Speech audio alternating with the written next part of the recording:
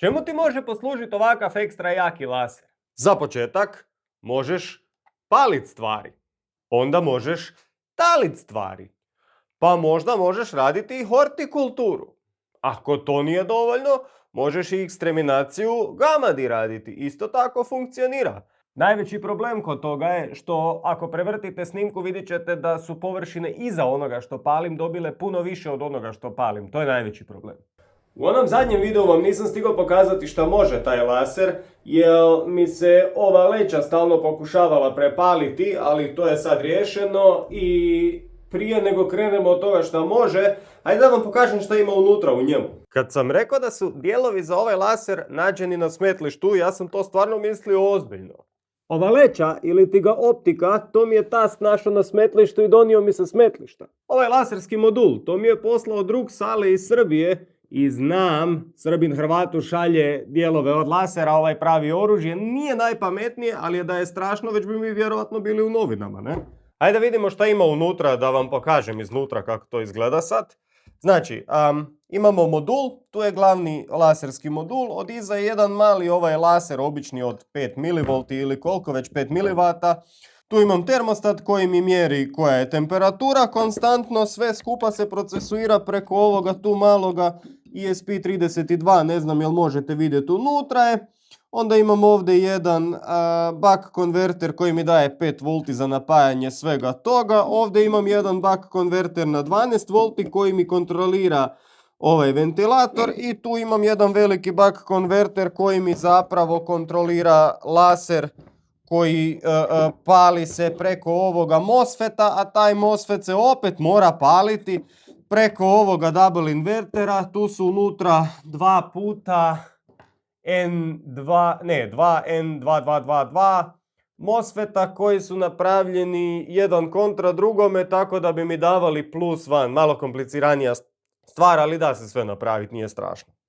Da, sad to sve nazad stavim unutra i kao što rekao, većina dijelova ili ovi glavni dijelovi oni su s otpada, kao što se vidi, a ovih par buck konvertera i toga, to su sve neke jeftine stvari koje sam ja uradio i naravno kućište je 3D printano, to je moja stvar. I to je to, zapravo ovo mene jako malo koštalo jer onako ne planiram ulagat neke velike pare. Osim ako na YouTubeu zaradim neke pare, onda ću kupiti iz Kine onaj pravi laser koji može čuda raditi, ali to jednoga dana ako Bog da. Za ostatak ovog videa ja vam moram reći da je ovo čisto edukacijski video i da ovakve stvari naravno ne radite sami jer ja imam godine iskustva s laserima. Nego, krajnje vrijeme je da krenemo van i jedna od stvari koja mene jako interesira kako će ispasti je ova mala litijum baterija kad nju spalim da vidim šta će se desiti. Ništa, idemo. Nju moramo pofarbati u crno da vidimo šta se desi kad ju probamo spaliti. Ja se nadam da bude planula i litijum se ne da ugasiti, to je standardno, ali što je tamnija to lakše ju zapaliti. Ok, prvo i logično pitanje, da li se može potpaliti roštilj? Trebalo bi možda upaliti.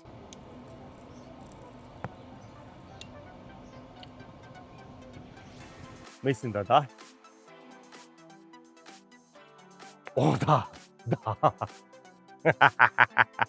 Idemo prvo vidjeti šta će se desiti kutiji od CD-a, ali imam i ovaj tu stariji laser koji sam radio, on je samo 5 W. Da vidimo šta će od njega biti.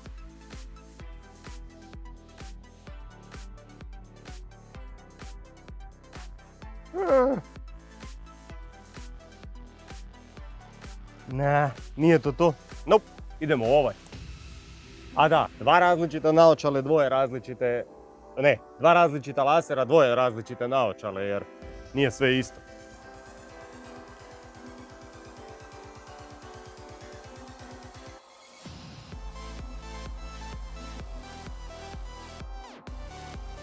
Da, ovo je već više obećavajuće. Ovo puno više obećava. Čemu to? Čemu sad to?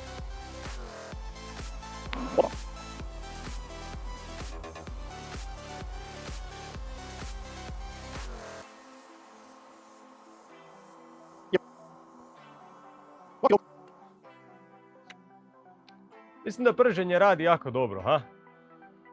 Ujebote. Dosta. Pošto je to bilo zanimljivo, šta će se desiti ako probam spržiti baš CD? Da.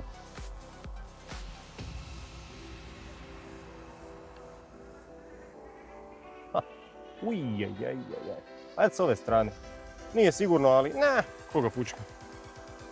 Pazit ću.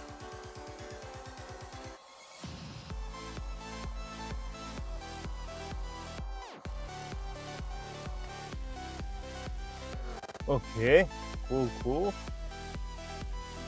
I dalje to treba spržiti do kraja.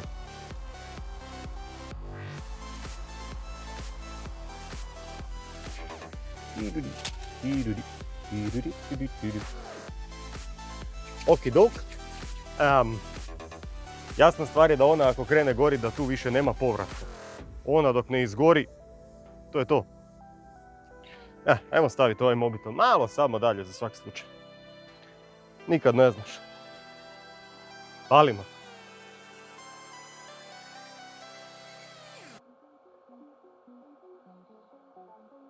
Sad je okej.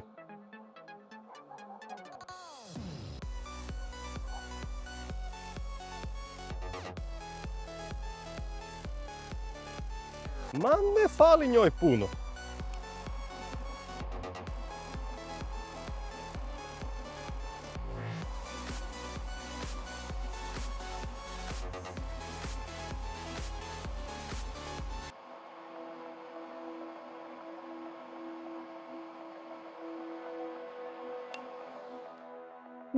Ha! Uj! Wow! Ovo je cool. I da je to? Dobro, mala je baterijica.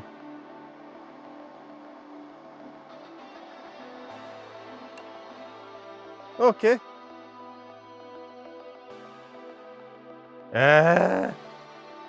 Ja sam mislio da bude puno zanimljivije, ali... Izvinite, mislim... Bar da pukne ili slično. Izvinite, ja ću skratiti ovo u editingu da mi ne čekate koliko sam ja dugo. Ne. Ništa, apsolutno katastrofa. Nisam ni najmanje oduševljen s ovim. Apsolutna katastrofa. Od kompletnog licijuma nije ostalo ništa. Još je bila napunjena baterija baš za ovo. Katastrofa.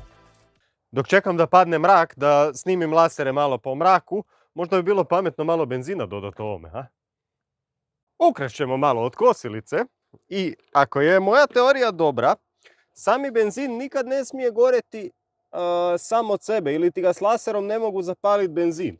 A što? Pa razlog tome je jer benzinu gore pare. A laser ne može zapaliti pare jer on nema plamen. On može zapaliti samo površinu. Da. Laser može paliti površinu. Eventualno ako nađem koji komadić nekoga ugljena ili nečega, onda će se zapaliti. Očito od toga ništa. Ali ako stavim komadić drveta,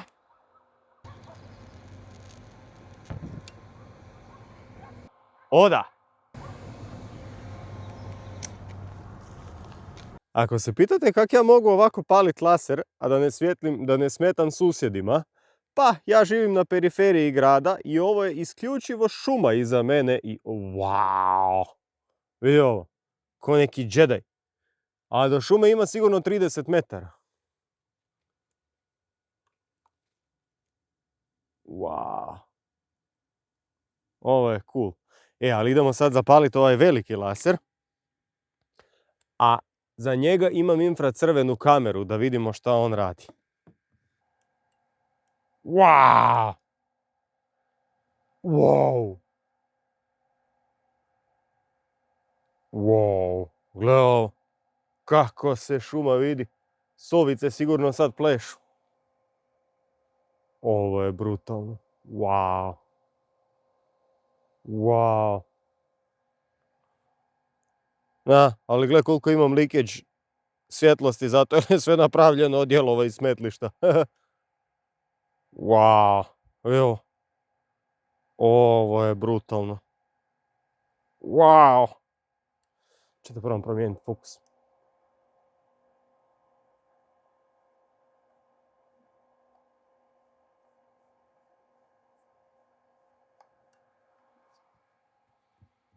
Ovo je jednostavno wow.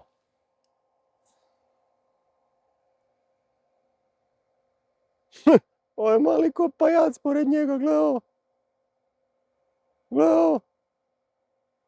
Ovo je mali ko da ga ni nema. Gle. Wow. Toliko o tome.